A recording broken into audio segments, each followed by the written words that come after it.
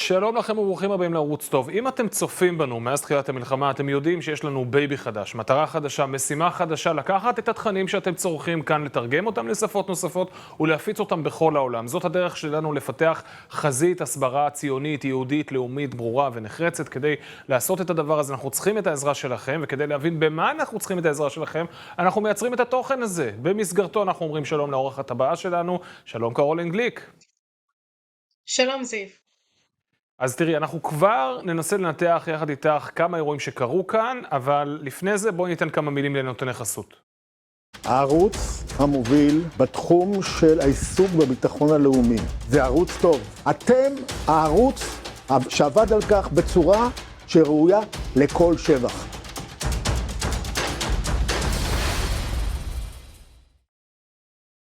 אז זהו, אז נגיד שאם אתם רוצים להצטרף אלינו ולעזור לנו בפיתוח החזית הזו, החזית היהודית בהסברה בינלאומית, הדרך לעשות את זה היא באמצעות לחיצה כאן על הקישור למטה.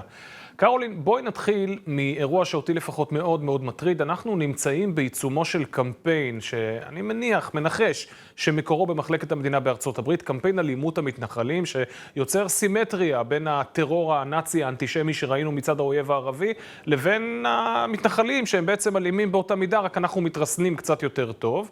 ולמרבה התסכול והאכזבה, ראש הממשלה, במקום להדוף את העלילה האנטישמית הזאת, משתף איתה פעולה, ואתמול מכנס כמה מראשי ההתיישבות ביש"ע ונוזף בהם וקובע שמיגור האלימות המתנחלים היא אחת מהמטרות של המבצע.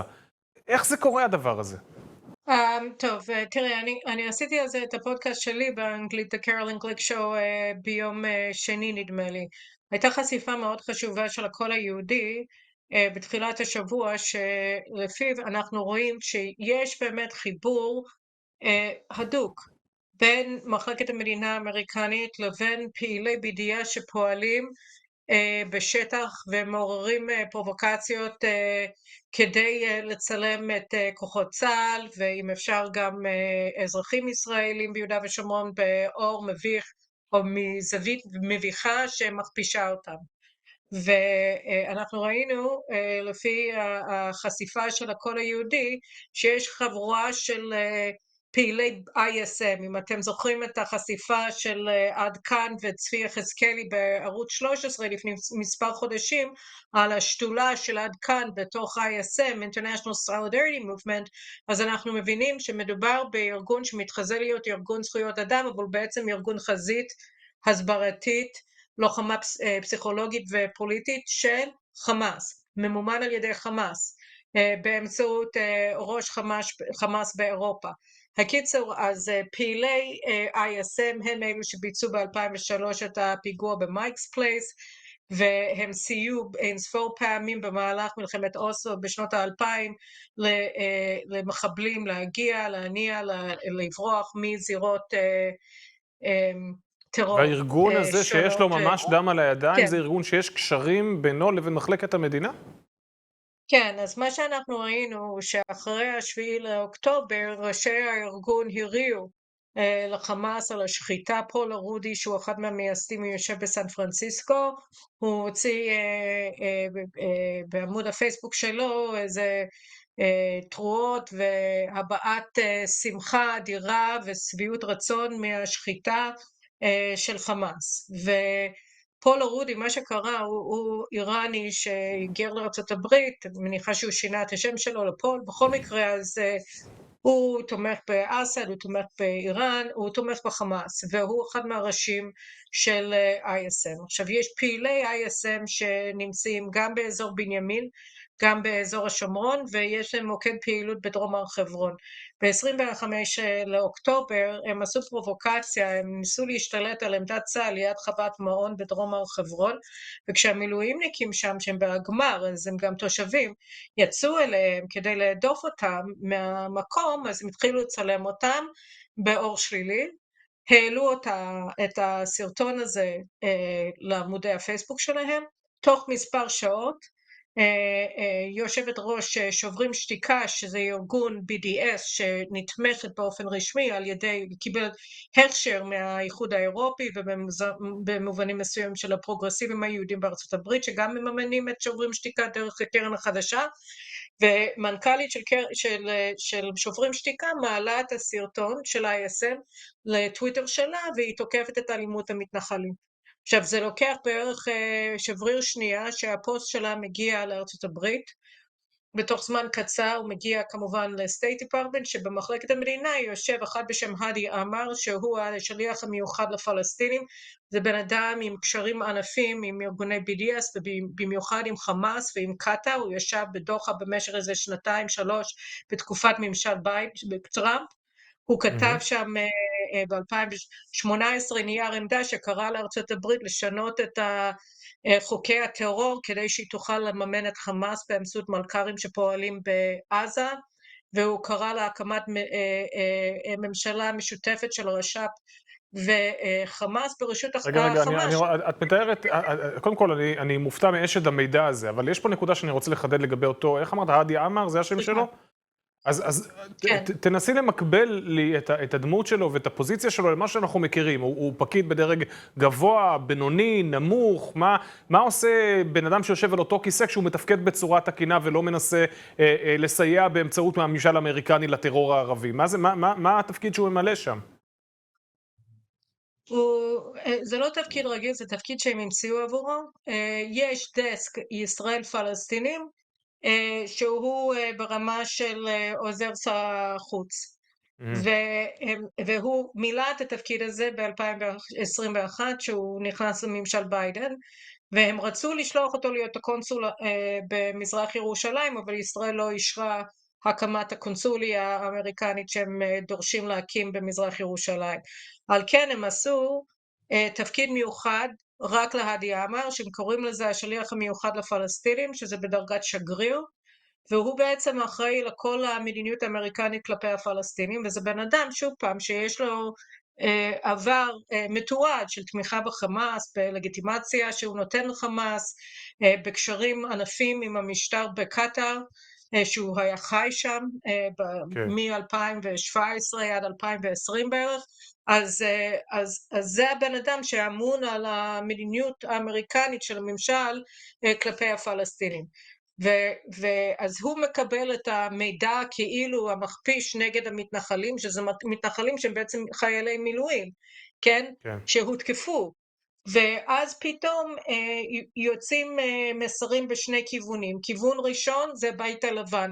שעות אחרי זה ביידן נותן מסיבת עיתונאים לצידו של ראש ממשלת אוסטרליה אלבניז, שהוא אנטי-ישראלי, בגינה של הבית הלבן, והוא תוקף שם את המתנחלים הקיצוניים ששופכים דלק על המדורה ביהודה ושומרון. ומאיפה זה בא? זה בא ממה שהיה באותו בוקר ליד חוות מעון, שפעילי ISM זו נקודה מרתקת, כי מה אני רואה כאן? ואני לוקח את העומק שהבאת ומוריד את זה 10 רמות למטה כדי להבין ולנתח את האירוע מבחינה הסברתית. אפשר להראות תמונות לא מחמיאות של לוחמי מילואים, של חברי כיתת כוננות, של תושבים על אזרחים עם נשק ארוך מסתובבים ביהודה ושומרון, תמונות נורא מאיימות ולא מחמיאות, ולהגיד, הנה תראו הוכחה, יש אלימות מתנחלים. התשובה לזה היא, רגע, מה ההקשר? מה קרה לפני שהמצלמה התחילה לעבוד, ואיזה חלק נחתך מהסרטון? ההבדל בין זה לבין התמונות שזורמות מטבח שמחת תורה ביישובי חבל התקומה, הוא שאין הקשר שיכול להצדיק שחיטה של תינוק. אין הקשר שיכול להצדיק חטיפה של אישה זקנה. השאלה, מה ההקשר שבו זה קרה, פשוט לא רלוונטית לזוועות שחמאס עשתה, אבל השאלה, מה גרם ל10 תושבים מחוות מעון לצאת החוצה עם נשק שלוף, היא שאלה שבהחלט לגיטימי לשאול אותה. וזה הבדל של שמיים וארץ, ואף אחד בבית הלבן לא שואל.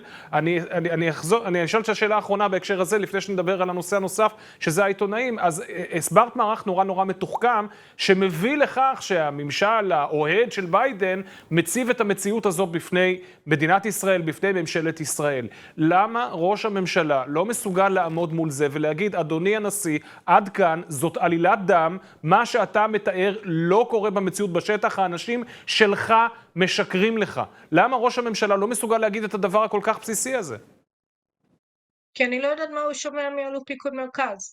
כי מה שקורה, אמרתי שהמסר להדי עמה הולך לשני כיוונים. הכיוון הראשון הוא הבית הלבן, או טוני בלינקן, והכיוון השני הוא לפיקוד מרכז.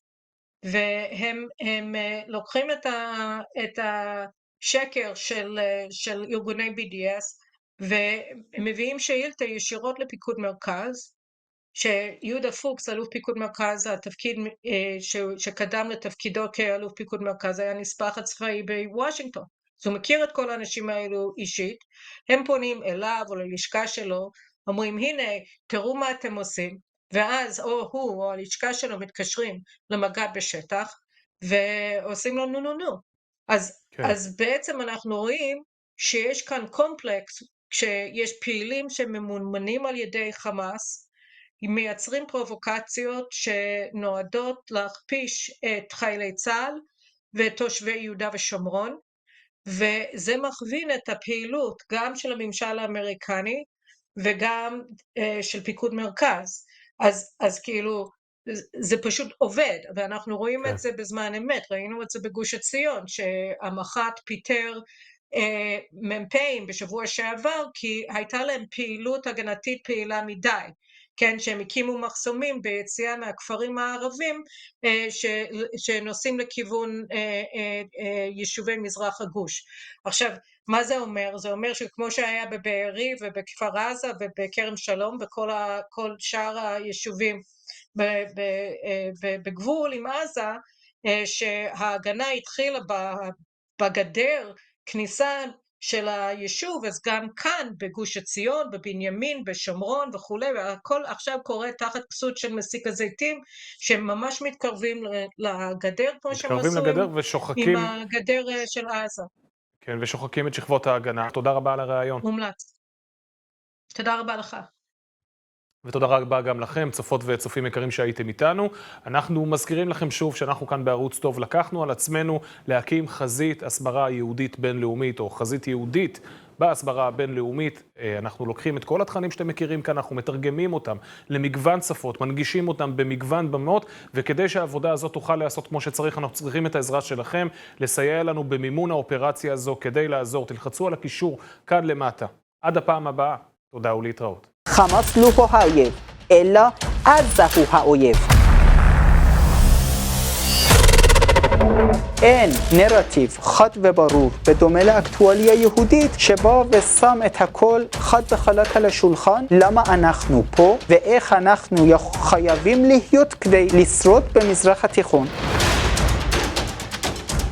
ארורי היא המערביזציה שמנתק את האומה היהודית מניתוח בריא. אני אישי מוכן לתרום כמה שאני יכול. תודה רבה לך. מאחל לכם ניצחון וביטחון.